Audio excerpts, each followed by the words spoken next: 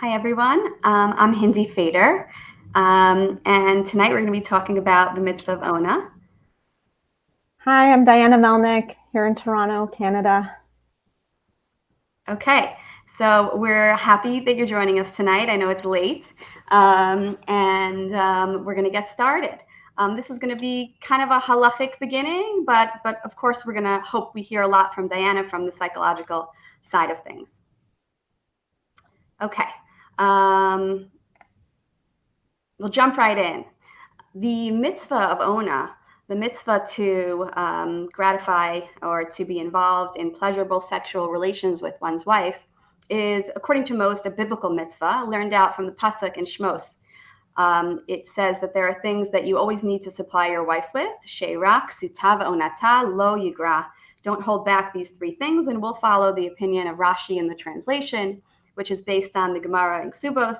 Sheira means that a husband must provide his wife with sustenance, with food. Ksuta is a reference to clothing, and onata, her time, how it's generally translated, is a reference to her conjugal rights. The mitzvah of Onah, as it's mentioned in many sources, I just have three here, is something that is not just the act of sexual relations, but it should be an act that is enjoyable to the women. In order to fulfill the mitzvah, according to Rav Moshe Feinstein, as I quoted here, it needs to be enjoyable. Onah is referred to something as a simcha of the mitzvah of Onah. And Rav Moshe says the woman needs to enjoy it in order for the man to fulfill his obligation again to provide his wife with sexual relations. And one of the things that's interesting in Rav Moshe's Tshuvos is that he takes it very, he really learns practical halacha from that idea, that the sexual relations need to be enjoyable. And one result of the fact that it needs to be enjoyable is that, according to Rav Moshe, we need to, think a little bit more carefully about what sexual relations even means. In general, in halacha, sexual relations include something called ha'ara. A very minor penetration would be considered bia, would be considered intercourse. For example, in the realm of arayos and forbidden relationships, as soon as there is just a little bit of penetration, that's considered as if there was intercourse. But in this context, Rav Moshe says that is not enough to fulfill the mitzvah of Onah. So it's enough for, to be considered intercourse, but it's not enough to fulfill the mitzvah of Onah, because Rav Moshe assumes that such a minor penetration is not pleasurable for the woman, and therefore that is not sufficient in order to fulfill the mitzvah. So that's just an interesting thought to keep in mind when we're talking about this mitzvah. It's not just intercourse. Again, it's enjoyable sexual relations. Similar to that point, and this comes up in various halachos that are related to intimacy, many achronim explain that it's not only intercourse that is part of the mitzvah of Onah. Onah is fulfilled through other intimacy as well. Shar minei krevos, the Shach says, other types of closeness.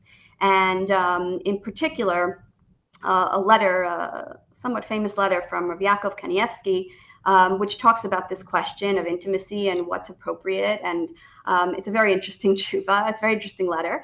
But what he writes there is that chibuk and nishuk and other closeness are definitely part of the mitzvah of Onah. So again, it's not just the act of intercourse. It needs to be a pleasurable experience, and it needs to be also, and it should be done, and part of the mitzvah is to have other intimacy as well. You fulfill the mitzvah, again, with all of the other acts that are associated with physical closeness, with physical intimacy. In terms of the halachos, and perhaps this is part of the word Onah, time, why are we referring to intercourse as time? The Gemara discusses that the way that this mitzvah is fulfilled is through set times, is through having intercourse at set intervals. And those intervals are personal. They depend on the job, really, of the husband. Depending on the husband's other responsibilities, his responsibilities towards his wife are set. So, for example, tayalim, which most explain are people that kind of sit around and have no job, halavai. People that are not working very hard, their obligation to their wives is every single day. Poalim, regular workers, I would assume today most people are poalim shtayim b'Shabbat, that's twice a week, and so on. Depending on your job, your obligations are different. The Gemara, though, also importantly notes that there is a mitzvah to satisfy your wife, even shelo bishat onata. And this gets a little complicated or interesting because, the word ona seems to be used in more than one way. We refer to the mitzvah of sexual relations as the mitzvah of ona, but then there's also this thing about it being at set intervals in time. So in this statement of the Gemara, it gets a little confusing. It says, but isn't there an obligation of ona even when it's not your ona? It basically says that. And the answer again, Rava says yes. And Rashi explains that at any time that the woman mitavetlo, at any time that the woman expresses her desire for sexual relations, that is a fulfillment of the mitzvah of Onah. And the Ravid in the Baal HaNefesh says similarly. He explains that the set times, the set intervals, the once a week, twice a week, whatever it is, depending on your job, those are Chazal's best estimate. It is their way of kind of, assessing. Ki amdu das haisha. They're trying to figure out what a woman would want and how she'll be satisfied with her wife. Again, with her understanding that he has other responsibilities and jobs. So we assume that she'll be understanding if he's, again, a sailor and he's out of the house for a long time. So she understands that, and that will be okay for her. So Chazal assess these times based on the woman's feelings and based on the capabilities of her husband. And the Baal HaNefesh again emphasizes that point, that really, if she desires, like Rashi said, if she desires to be with him, then the mitzvah of Onah is anytime that she expresses her desire, he is obligated to satisfy that desire. Just a little bit of practical halacha, kind of jumping off of what we just said. The Shulchan Aruch again writes, Kol ish chayav ba'onah kifi kocho kifi malachto. The obligations for the mitzvah of Onah have to do with the man's strength and the man's work. And it is forbidden for him to limnoa mi ishto onatah. It is forbidden for him to hold back and prevent her from having her enjoyable sexual relations. And if he does so in order to hurt her, if he does so kedei l'tzara, it is a direct violation of the mitzvah of Onah, the biblical mitzvah in Sefer Shmos. The final point I want to make in terms of times to fulfill this mitzvah are that the Shulchan Aruch in another place, the Shulchan Aruch, a little further here in the middle of the page, discusses that in addition to the set times, there is a mitzvah, which we'll get back to this towards the end of the session, but there is a mitzvah bilel tefillah, the night that she uses the mikvah, ubisha she'yotzi l'derech, the time that he goes out on a trip, or if she goes on a trip as well, if one of the members of the couple are leaving town for a little while, it is a mitzvah before they leave to be intimate together, and that's important for the mitzvah of Onah. And the last line here expresses what we said before, or whenever she desires it. If a woman expresses that she wants sexual relations, her husband should be there for her and to support her in that. And I skipped just the first thing here. It mentions that the Onah, the set times for a Talmid Chacham, for somebody who's involved in Torah study, is Milel Shabbat, Lelel Shabbat, which really most poskim translate as once a week. But why does it mention Shabbos? So many of you might be familiar with the halacha, which is really a halacha in Shabbos. Not primarily a halacha in Onah, but it tells us something about Onah, that because Shabbos is a time of Oneg, Shabbos we, save our best food and we set our table beautifully and we wear our best clothing, that on Shabbos as well, it would be an appropriate time to have the joy and the intimacy of Onah. And therefore, again, so Shabbos is a special time for intimacy, a special time to fulfill the mitzvah of Onah, really as a Hilchos Shabbos point. The other things here are all connected to the idea of when the woman wants. Okay, so we have these set twice a week, whatever it might be, and then we have when she might desire it. She might desire it before he's going on a trip. She might desire it the night that she's tovelet, the night that she uses the mikvah, and all of that is taken into account in terms of times. But many poskim, as we started with that Rashi and the Ravid, say that the ikar, the essential mitzvah of Onah, is for the husband to make himself available and to show his love and desire to be with his wife when he sees that she wants it. That is expressed by the Chachmas Adam, by Rav Moshe Feinstein and others. That is a chiyuv gamor deoraisa. Rav Moshe says, again, to be available for your spouse, specifically in the mitzvah of Onah, for a husband to be available for his wife as she desires. He continues to say, similar to the explanation the Ravid had gave, that the reason perhaps the Chazal gave these numbers X times a week is because women sometimes are very tanua, women are modest, women don't express their desires so clearly, and some husbands might not realize when they desire it. And therefore, Chazal set these, intervals, this, scheduled sex, which we'll talk about a little bit with Diana in a minute, in order to make sure that the woman's needs are met, even if she's shy, even if she doesn't clearly express her desires to her husband. The one more point before we hear from Diana, in terms of how these numbers translate today, I tried to ask a few people. I don't know that many chassan teachers. I don't know that chassan teachers often talk about the numbers, how many times a week. And perhaps it's related to just thinking about what those numbers represent. So Rav Moshe Feinstein gives us a little bit of insight into these numbers. And he asks an interesting question. The tayalim that I mentioned before that are obligated to provide their wives with the mitzvah of Onah every night. He says, do any women really want intercourse every single night? Now, not any, do most. Normally halacha is based on most women. I'm sure there are women that do. But Rav Moshe is speaking for most women. He says, is this typical, is this normal that women will want their husbands to offer to engage in sexual relations on a nightly basis? And he says, probably not. But what's the halacha getting at? The halacha is getting at, if your husband's not working very hard and he has a ton of energy, you want him to ask you every night. You want to feel loved. You want to feel that he's interested. And he specifically says, because there are indications that men often do have an interest every night. And the woman will feel loved when her husband asks her according to his availability. Which again, you're seeing some insight here into how Rav Moshe understood these numbers. In addition, Rav Moshe quotes something from the Pesachei Tshuva based on some other achronim that say that perhaps the once a week of the Talmid Chacham that we mentioned before, that a Talmid Chacham is obligated to give his wife sexual relations, pleasurable relations, once a week, he says that needs to be reevaluated. Again, this is already, this is not the 20th century that they're speaking in, this is earlier. This is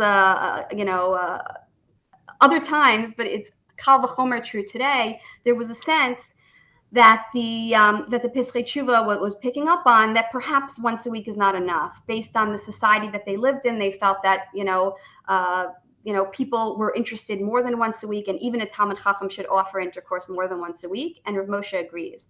So this is something that you see can and needs to be reevaluated based on reality, based on the people that you're dealing with, based on the times that you're dealing with. So again, I think these numbers, poskim that I've spoken to, Rabbi Kenneth Alman, who's the dean in the U.S. of Nishman, who I spoke to about this, says you don't necessarily have to make sure you're doing it X number of times, but the husband should make himself available according to what he thinks his wife would want. And again, today it's definitely appropriate that the couple, if they can, discuss what frequency works for them to make sure that their needs are both met. Diana, do you want to jump in and talk a little bit about perhaps the idea of scheduling intercourse and having okay, this is going to happen X number of times a week, what that's like, what you think the challenges might be, or perhaps some benefits from a psychological perspective? All right. I hope people can see me. Okay. Someone switched us. Okay. Thanks. Yeah, that was great. Thank you so much, Hindi. I really appreciated you bringing in those sources. That was wonderful. As a therapist, of course, I'm not, I would say only a third of my clients are Jewish. So I deal with a lot of the general population, not just Jews. But I actually find that, sexuality is kind of consistent across the board. And if anything, I do feel like we, with our system of Taras Mishpacha and scheduling mikveh night for those of the women who do go to mikveh monthly, right, I think it's actually quite beneficial. When we talk about, how often is too often, what's the minimum? I really feel like, as you said, Hindi, it should be a discussion. It should be a discussion with the couple. And what's right for one couple is not necessarily going to be right for a different couple. A lot of this also really depends on your stage of life and the demographic that you find yourselves in, right? So I was actually thinking about that. Is there somewhere in Chazal, and Hindi, you could jump in over here, do Chazal differentiate between a newlywed couple or a couple who are in what I call the hurricane years of having a baby and a toddler, and then your oldest is 6, and then you have another baby, and then maybe the oldest is 13, and then you have another baby, right? And it's like you're just really engrossed in this demographic where you're taking care of little children constantly. And even your oldest kids who become slightly more independent are still quite needy, right? And that's a really different demographic than, yeah, my youngest kid is in school a full day and sleeps through the night. And like, yes, I still am a mother and I still have a lot to do, but it's a really different stage of life than when you're constantly being pulled at in every direction when your kids, mama, can't take care of themselves physically, right? So I don't know if Chazal differentiate or not, but to me, I definitely see that there's a lot more availability, so to speak, for sexuality, for carving out time for each other, for intimacy, pre-children, and then post-baby toddlerhood. And as soon as the kids grow up a little bit, and as soon as the kids become a little bit more independent, that's when really technically the couple can start finding themselves and carving out that time guilt-free. You know, sometimes you even have like built-in babysitters where the older ones can watch the younger ones. You don't have to worry as much and you can get away for longer. And it really makes a huge difference. And then, of course, as the kids start moving out and you have even more freedom, you have even more freedom, which is great, right? So I don't know if Chazal differentiate or not between these times of life. But I love the idea that they give us these recommended, do the numbers translate? They give us these recommended number of times, because what that does, and I always say this to my young clients who have the hurricane years upon them, I say, I know it's difficult. I know that sometimes the last thing you want to do is give to yourself, but it's worth it, right? By investing in your intimate relationship, even when your kids are little, right? The once a week on Shabbos, or maybe twice a week maximum, even though you'd rather be sleeping, right? Sometimes, that's really, it's pushing yourself to do something. Obviously, if it's okay, right? And when I say pushing yourself, I have to remember that everyone likes to twist all of my words in these things. And like, they're going to say, Diana Melnick said that you should push yourself to be intimate when you don't want to. That is not what I'm saying.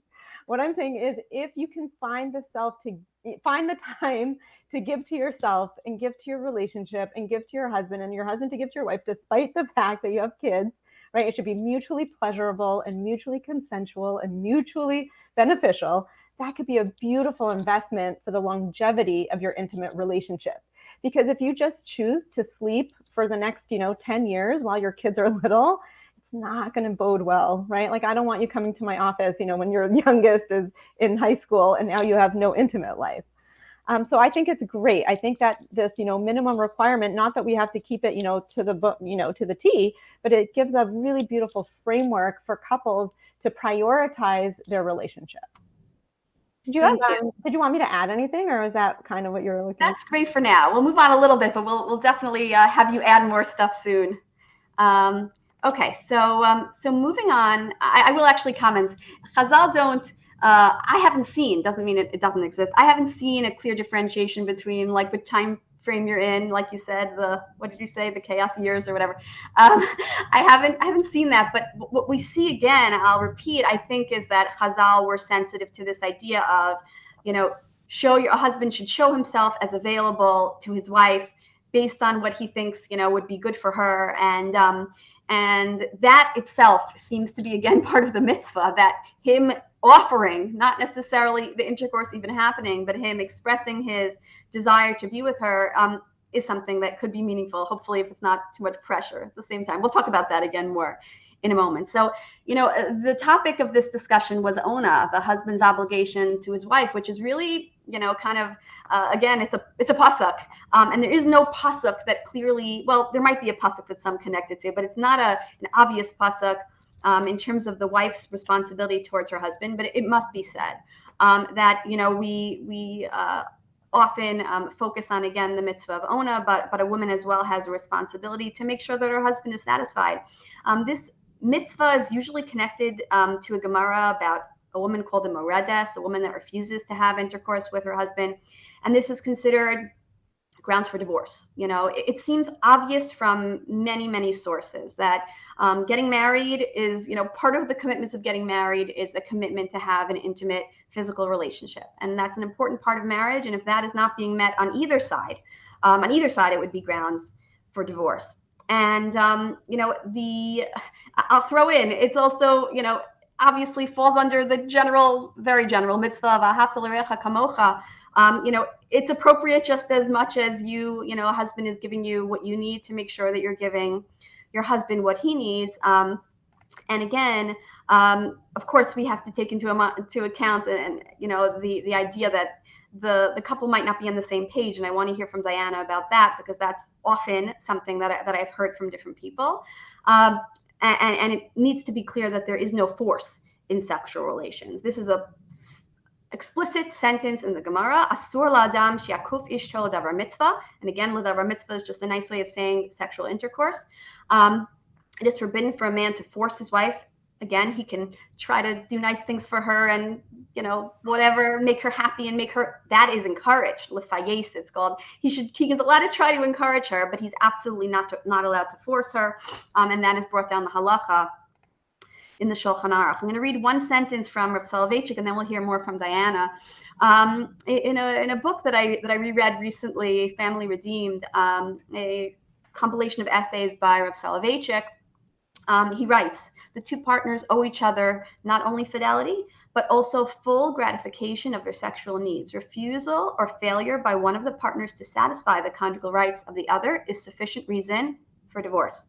Marriage without carnal enjoyment and erotic love is contrary to human nature and is to be dissolved. So he just says it very poetically. I just like the sentence, so I wanted to share with you. But what I really would love Diana to discuss with us is this issue, again, assuming that both the husband wants to satisfy his wife because it's a mitzvah and because he loves her, but also the woman wants to satisfy her husband because it is part of the responsibilities of marriage. It is a mitzvah, and it's certainly, again, like I said, expected and normal and healthy, and it's something that's obvious within a marriage. But what do you do, Diana, when so many couples sometimes experience just a discrepancy in their desires? So how exactly, do you have any advice on working that out?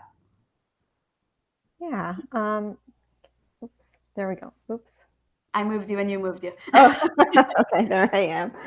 Yeah. I actually think I remember last year at this conference, Elisheva Liss, I believe, I think she was the one, she gave a beautiful hour-long presentation on desire discrepancy. So if someone can scrounge that up, listen to that. But really, I did listen to that. Oh, you did? There you go. But this is common. I always say, people come in and they're so concerned because there's desire discrepancy, right? So one partner is what we call the higher desire partner.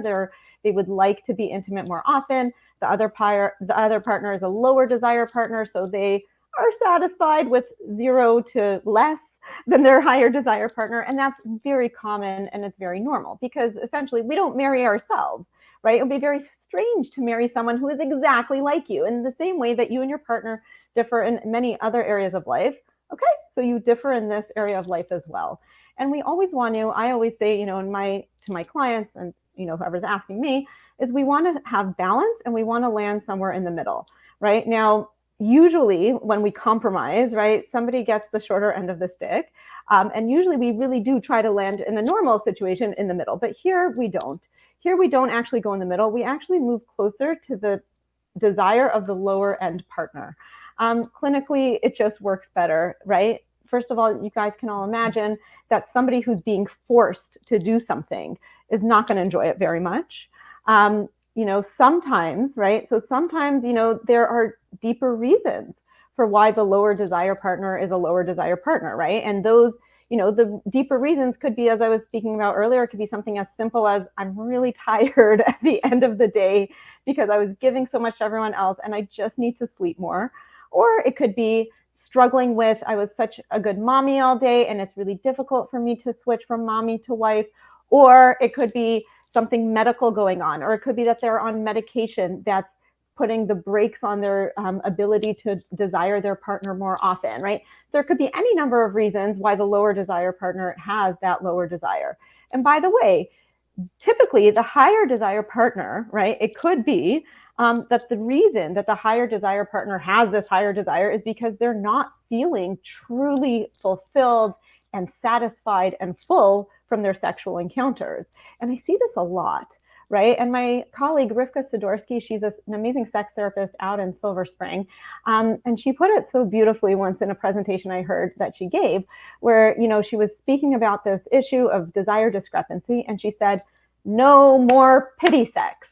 Right? What's no more pity sex, right? So it's when the lower desire partner thinks, okay, I know my partner wants it so badly, so I'm just going to lie there and I'm just going to give it to them. I'm going to do my duties as a partner, and that's it, right? And then I'll get them off my back. And if it's Saturday, then okay, I'm free, I'm putter until next Wednesday, right? And you just do it to get it over with so they stop bugging you. But what happens then is that no one really enjoys it. No one really connects in the way that you're meant to be connecting when you're trying to engage in mitzvahs Onah. Is there physical pleasure? Maybe. Maybe there's some type of release. Maybe the man is mazria. Good. So then what?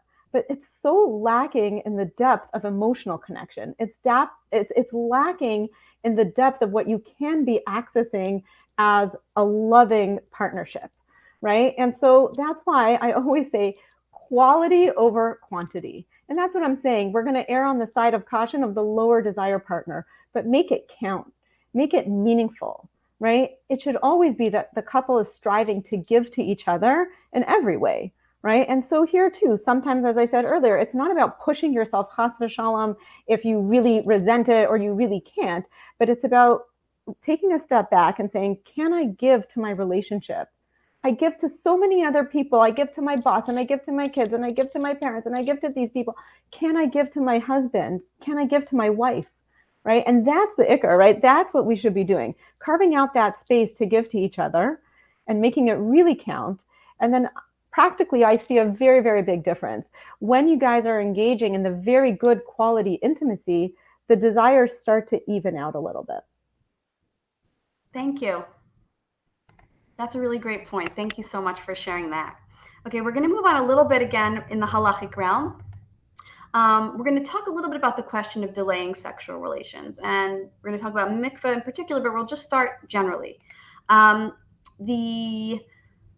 on kind of what we said before, we're dealing with two responsibilities. We're dealing with the responsibility of a husband to his wife, and with regard to that responsibility, if the woman is not interested, that responsibility is no longer there. So again, if the wife is not interested in intercourse on a particular occasion, even though it would be her set time, it's there once a week or whatever it is, as long as it's a true expression, as long as it's not just, external, as long as that's how she really feels, and hopefully the couple is open enough to discuss that, then that's okay. They can delay their relations. But of course, the woman as well has a responsibility towards her husband, and that must be taken into account. And Moshe Feinstein and Rav Ovadia Yosef all talk about this, and they say that really delaying relations should be a decision that the couple makes together. Of course, taking into account, again, you have to be thoughtful of all the things that Diana said, and whatever member of the couple is the lower desire spouse needs to take that into account in their assessment of the situation. But hopefully the couple should really be able to talk this through. You don't want anybody to feel rejected, and you want both partners to, like Diana said, you want to be a partner that can offer something to your spouse, that can help give them and be intimate with them when they're in the mood to be intimate. But it should really ideally be a decision that the couple makes together. One member of the couple delaying it is not really fair unless there's, again, obviously an absolute need, but there should be a conversation about it, I guess, is the point that the poskim make. In extenuating circumstances, Chazal do talk about what if one of the members of the couple is sick, you have COVID, you have whatever, and you have no energy. And certainly in those situations, there is no obligation. It's just important to keep that into account. If that illness, God forbid, is a long-term illness, so then the sources start talking about, okay, well, you need to ask permission from your spouse, or you have to offer them the option of divorce. Today, I don't know if we would go in that direction, but it's definitely, reflects the idea that, again, we need to be understanding. And again, both the husband and the wife, whichever one might be unavailable for relations at the time, that is respected. And again, if the husband is sick, he does not have to fulfill Onah at that regular interval. And if the wife is sick, the same. She does not need to provide her husband with fulfilling his desires if she is unwell. So that's just hopefully we shouldn't know from this, but just in case, it's important to keep that in mind. These are not like absolute rules. Halacha takes into account many factors, including physical illness, psychological illness. These are all factors that halacha will take into account. And of course, I just wanted to repeat that many poskim discuss in a situation where intercourse is not possible, there's still the other mitzvahs of Onah. There's still, you can in a certain sense, and I can't define it exactly, but in a certain sense, being there for your husband with, again, a hug or a kiss, even if they're not in the mood for intercourse, is part of the mitzvah and should not be overlooked. I'm going to speak just a little bit about just a couple of sources that some of them that you might already be familiar with about Torah perspective and the value of intimacy. And before I show the sources even, I'm going to say that this is not a black and white issue. There's actually an article, I copy it in one of the last slides here, so I'll show you the title after. There's an article of Aaron Lichtenstein a couple years back that carefully went through this point, that it's not quite true to say that there is one opinion in Chazal about the value of intimacy. There are different statements that each deserve their own analysis and attention, and they don't always lead to the same conclusions. But a strong opinion that emerges from many statements of Chazal and many of our greatest thinkers is as follows. Based on the simple pasuk that we all, simple is the wrong word, the familiar pasuk perhaps, from Bereshis, when it describes the creation in Perek Bet, when the Perek Bet, which is focused on the relationship between, again, man and woman and Hashem, it describes the creation of woman, and it says that Hashem created man and woman the way that he did in order to create a situation where a man will leave his parents and stick to his wife. And this language is an interesting language. He's going to stick with her and they're going to be like one. The Ramban, in his commentary there, discusses this idea of this unique relationship that human beings have, that they really can develop a closeness and a partnership and a desire to just be together and to have a life together. And this is something, the Ramban says, that is in our nature. And it has to do with the way that Hashem created us, because he wanted it, he saw fit for it to be that way. And again, in that same book that I mentioned before, of Halachic mentions this point, and he writes beautifully, oneness of flesh, again, he's referring to the pasuk, the Hayula Basar Echad, oneness of flesh is a metaphor indicative of a complete unity, of a community of souls which comes into existence under the pressure of the sexual urge. And again, he's saying that, there's a lot of factors, there's a lot of aspects to the love that a couple can develop, and this basic physical sexual desires is one of them, and it's part of their relationship. Them building that intimacy and that, them working together to fulfill each other's sexual needs is part of them building really a happiness together and a complete sense of unity. Another often quoted source, and the whole thing is worth reading, Igar HaKadosh, which is miyuchas to the Ramban. I'm not sure if it's been, again, if it's clear who wrote this, but it's often been attributed to the Ramban. He writes that that intimacy, again, is something kadosh. It is something special, separate, holy, really something that is a value, let's just say, in Judaism, not something chas v'shalom that is gross, that it has to be base, that's animalistic. No, he says it has kedusha to it when it's done properly between a couple. And he references a Gemara where Rabbi Akiva says that, again, if the couple is zoche, the Shekhinah is with them. Hashem's presence is with them when they are intimate. And that's an important idea, a very positive outlook on the importance of intimacy in marriage that the Igar HaKadosh expresses. Sorry. I went too far. Okay, so sorry about that. Okay, so I just wanted to say that again, and I kind of started with this, but when we're talking about intimacy, that the Torah is demanding of the couple, recommending for the couple, we're not just talking about intercourse, we're talking about just a unity and a togetherness and really general, again, using intimacy in the general sense. And one halacha that kind of reflects this idea is that it's brought down that if one of the members of the couple says that they only want to have intercourse in their clothes, they don't want to have kiruv basar, they don't want to have closeness of flesh, that is grounds for divorce. Again, that does not mean, I'm not saying halacha that you always have to be totally undressed. It's okay if you want to leave your socks on, or if you want to do different things in different times.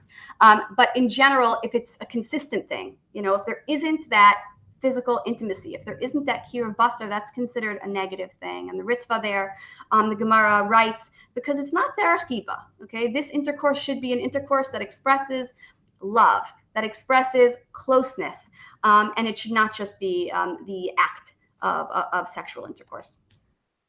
And on that point as well, another piece from Rav Moshe Feinstein writes about this, and he says that he really thinks midinei Torah, again, biblical. This is from the Torah, the way of the Torah. When the Torah explains the way of intercourse, is a way of ahava. Okay, it should be within a framework of love. It should be with hugging and kissing. It should be in a way that really brings the couple closer together. And he writes at the end, even though these topics are sensitive, and actually thought about starting the lecture with this point that Rav Moshe makes here at the end.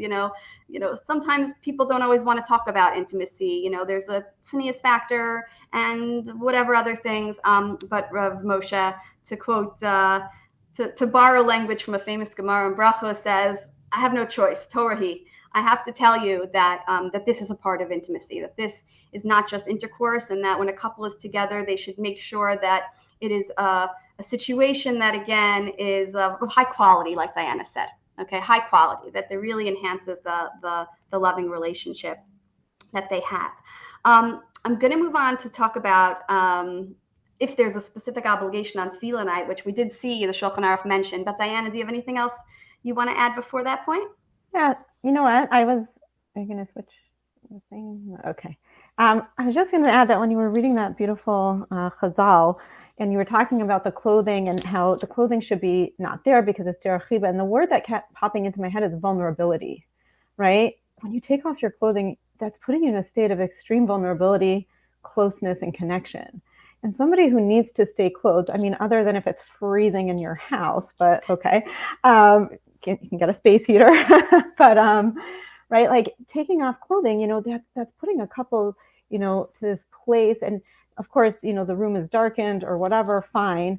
But somebody who's self-conscious, or somebody who wants to protect themselves and doesn't want to be vulnerable, all the darkness in the world isn't going to matter, right? So that's, it's something so beautiful that's written there, that it's not just that physically you need to be without clothing, but I think there's a deeper message here, which is, do you feel comfortable with your partner?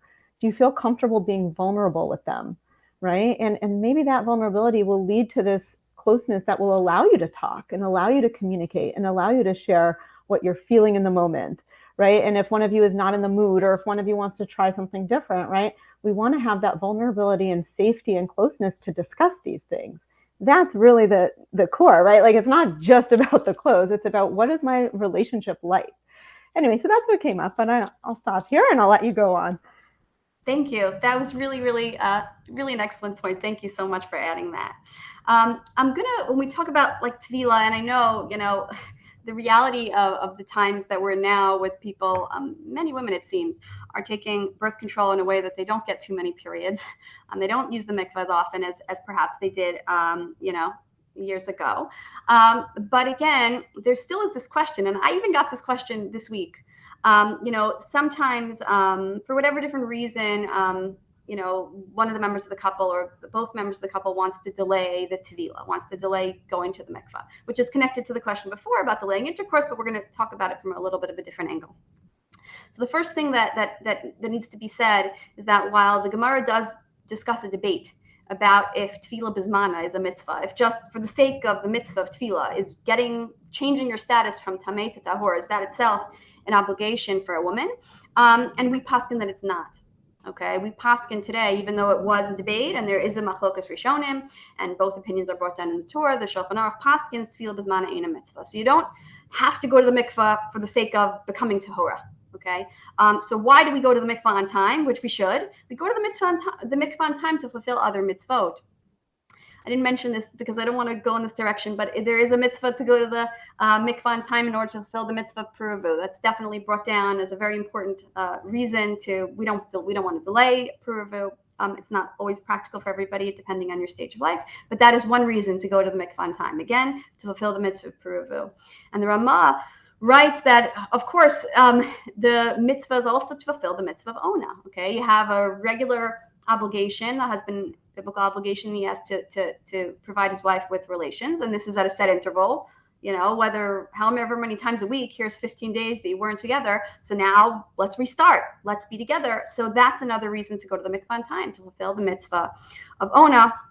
And as we saw before, even if it's not your set time in terms of whatever calculator that you're using, based on your job, it's a mitzvah for the couple to be together. That is the part of the larger mitzvah, and perhaps the ikar of the mitzvah of Onah. So why do we go to the mikvah? Because we want to be together. We go to the mikvah for intimacy.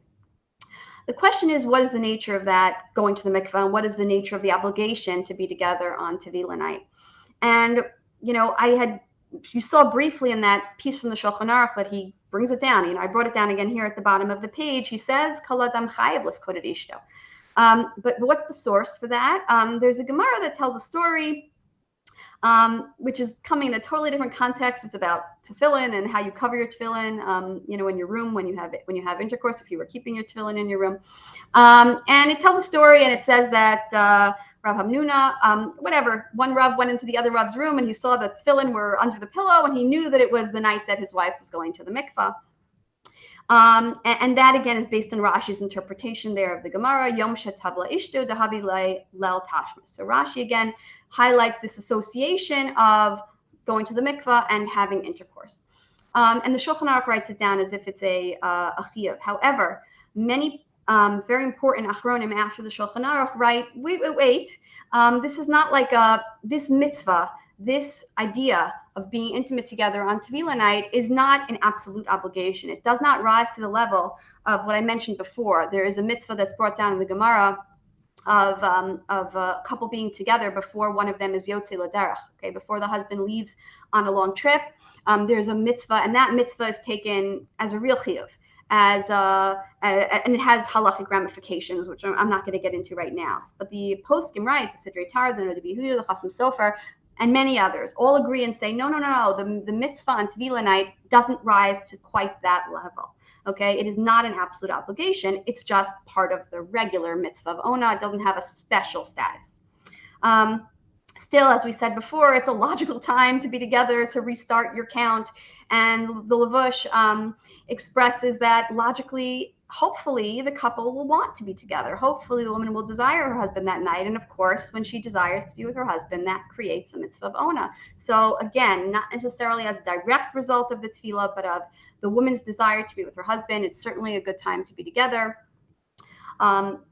Rav Yosef also writes that it's a special time for the couple to be together, but it is important to know that it's not an absolute obligation. You still go back to those same questions that we had before about, just making sure that the couple tries to be on the same page as much as possible.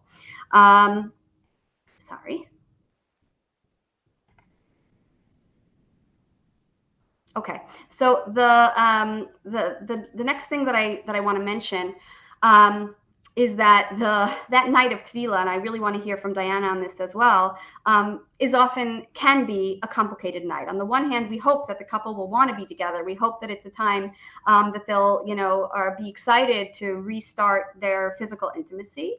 But not every couple experiences that way. So in terms of the positive side, I want to note a rather famous Gemara, which quotes a Meir as saying, why did the Torah say that a nida d'oraisa, a biblical nida, not the way we keep the halacha today as safek zava, if people are familiar, but the original hilchos nida, where a woman was tummy for 7 days. So why is a woman tummy for 7 days when perhaps her period was 5 days? So why add on the 2 extra days, for example?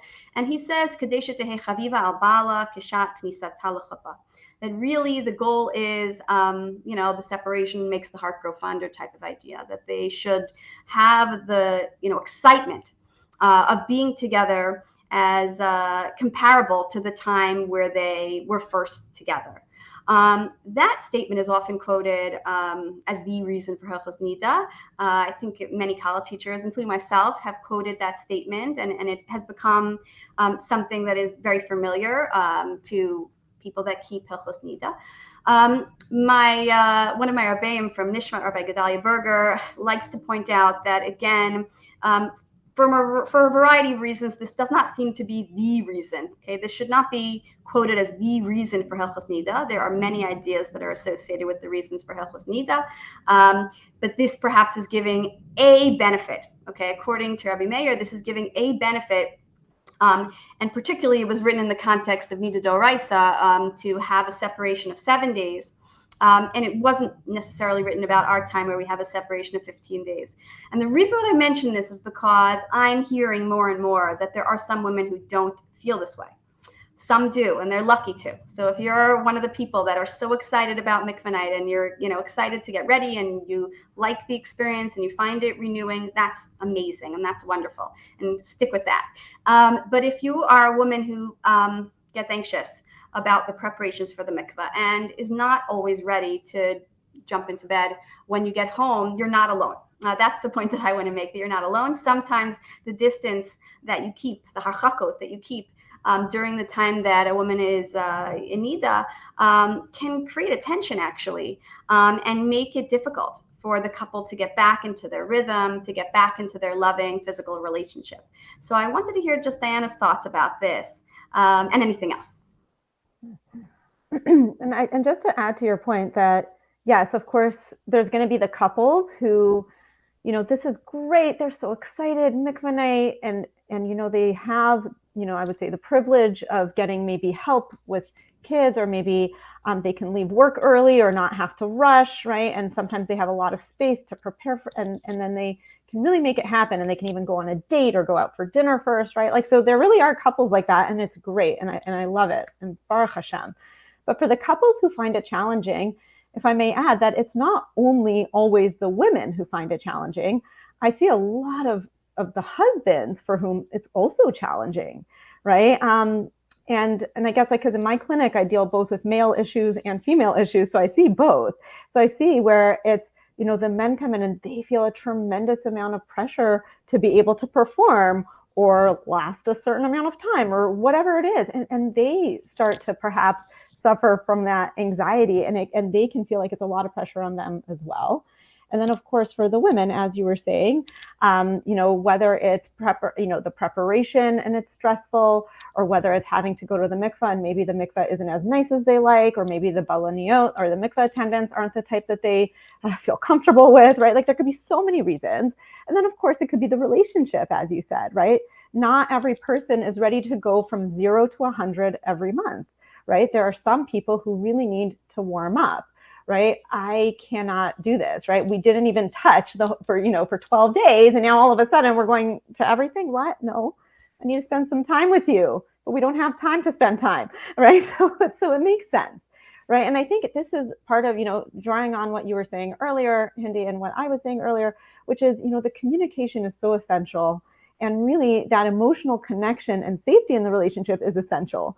Because I actually heard Rav Shalom Kamenetsky speak a little while ago, and he was saying that bia, right, the intimacy should be the culmination, right, of the whole beautiful structure of your relationship, right? So the couple should be in a very good place. They should be feeling secure and safe and vulnerable. They should be able to communicate, and they should be emotionally connected. And then, of course, then the bia can happen. And it should be like that on mikveh night. And it might take time to ease in. So you might need to sit on the couch with a cup of tea and schmooze for a half an hour first, and that's okay. But as I always say, like, neither of you is a mind reader, right? So you're not going to know if your partner needs that maybe romance or affection or just some time to hang out if you don't say it, if we just make assumptions. Well, he should know or she should know. No, they shouldn't, right? Even if you love each other, even if you're really great at knowing what the other person's going to choose at the restaurant for their dinner, it doesn't mean you know how they're feeling in that moment when it comes to intimacy.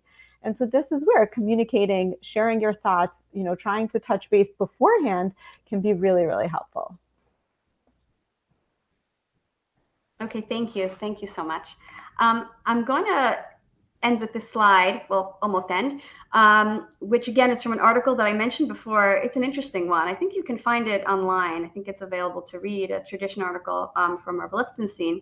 And he just, in a very complex article that discusses different sides and exactly different perspectives of intimacy in halacha and in Torah, ultimately he comes to the conclusion, and he's of the opinion that the relationship between the couple is very, very meaningful and supported by halacha. And he wants to just make a point here that don't think for a minute that the separation that a couple experiences when the woman is in nida and the experience of tevilah says something negative.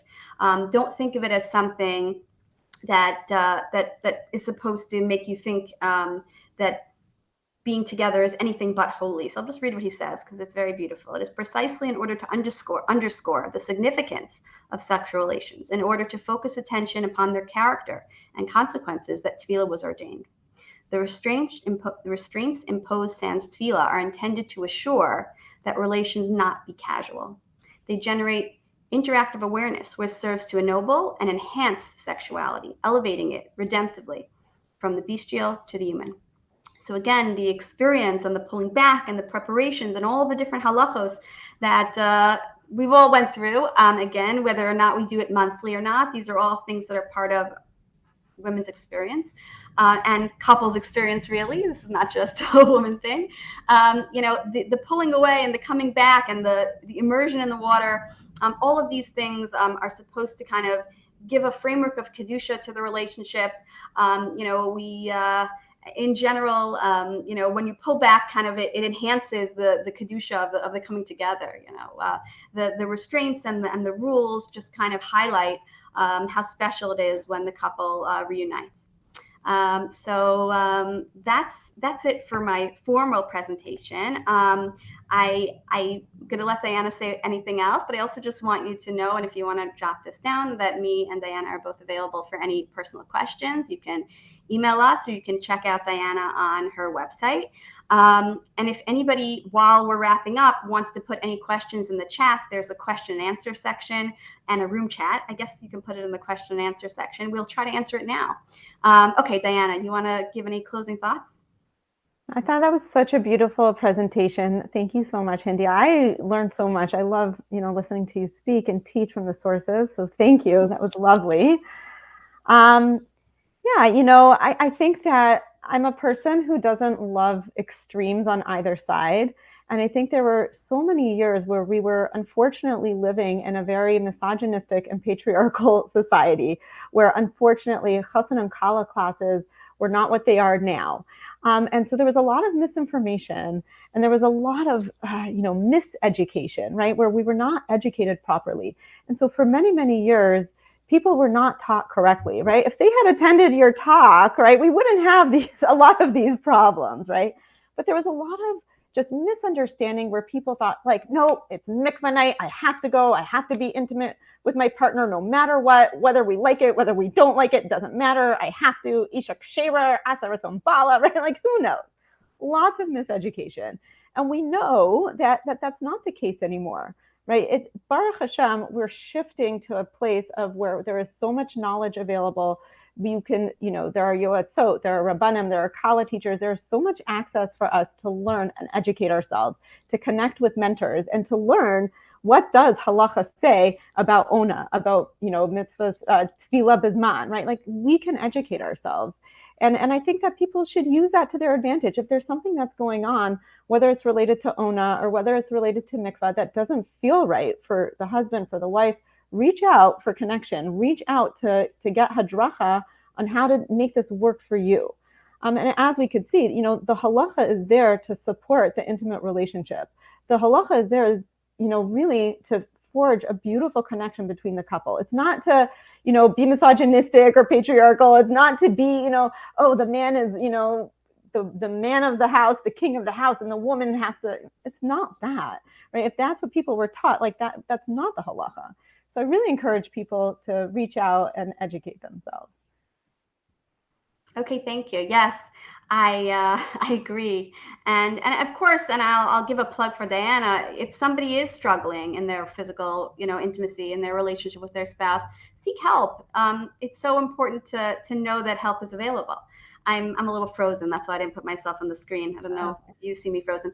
So I'll unmove myself.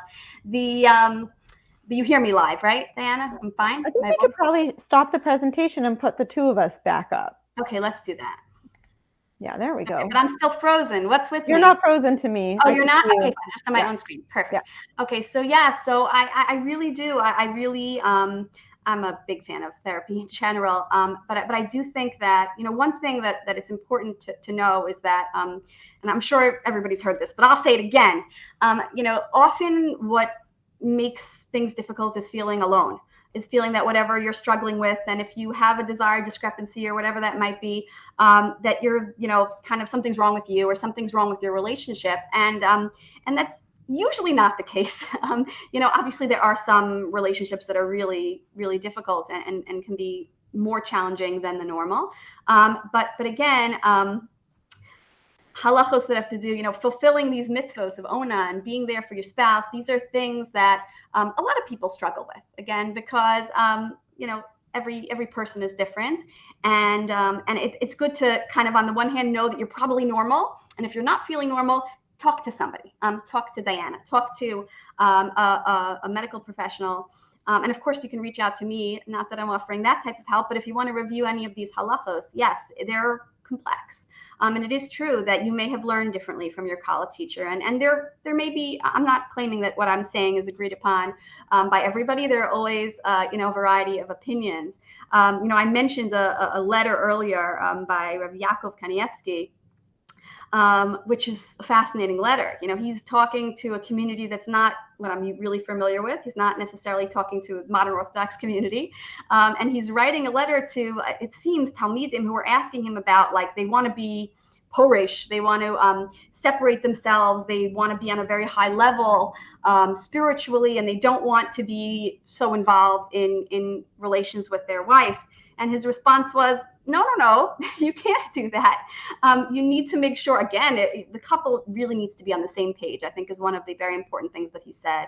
And a husband is he can't just, like, decide that he wants to be extra tznius and keep his clothes on during relations. The couple needs to think of the other person and work together and make sure they're on the same page and grow together. For sure. Okay. Does anybody have any questions before we wrap? It's really been a pleasure. Thank you for joining us at this late hour. And we wish you all the best in your relationships and in your intimacy. And again, this is, as I think Elisha List once said, this is something that, if you're not yet good at, you can get better at. Never give up. Don't say I'm bad at math. Say I didn't learn it yet. I need more practice in this area. So if this is an area that you feel like you need more information about, please reach out to either one of us. Okay. So I have a question here in the chat. Is it okay if I read it anonymously? Please, yes. Okay. So how can people that are not having periods, I guess, anytime, gain the excitement of the mikvah night and the excitement of fertility? That's a great question. Is it okay if I give my answer for that?